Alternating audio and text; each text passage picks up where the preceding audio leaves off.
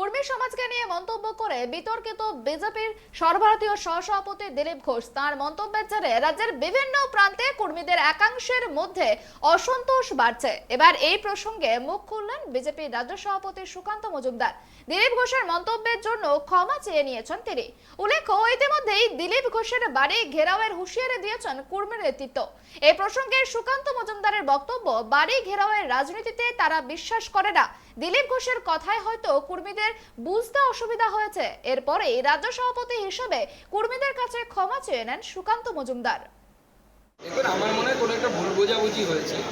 মাননীয় দিলীপ দাস যে কথাটা বলতে চেয়েছেন সেটা অন্যভাবে অর্থে চলে গেছে বা মিডিয়া এটাকে অন্যরকম করে দিয়েছে। আমি রাজ্য সভাপতি হিসেবে কর্মীদের সাথে সহানুভূতিশীল। আমরা আগেই বলেছি তাদের প্রতি আমাদের সহানুভূতি আছে, কর্মী সমাজের অবদান আছে এই দেশের প্রতি। আমি পার্টির তরফ থেকে এই মন্তব্যে কর্মী সমাজে যদি দুঃখ লেগে থাকে, তাদের আঘাত পেয়ে থাকেন, তাদের কাছ থেকে আমি ক্ষমা চেয়ে নিচ্ছি। প্রয়োজনে আমরা তাদের সাথে কথা বলব। আমার কর্মী সমাজের ভাইদের প্রতি পূর্ণ বিশ্বাস আছে। আমার লোকসভাতেও কর্মী সমাজের মানুষ বাস করেন, তারা বরাবর আমাদের সাথে পেতেছেন এবং তাদের অবদান আছে এই দেশের প্রতি। স্বাভাবিকভাবে আমরা কর্মী সমাজের প্রতি সহানুভূতিশীল এবং কর্মী সমাজও আমাদের প্রতি সহানুভূতিশীল।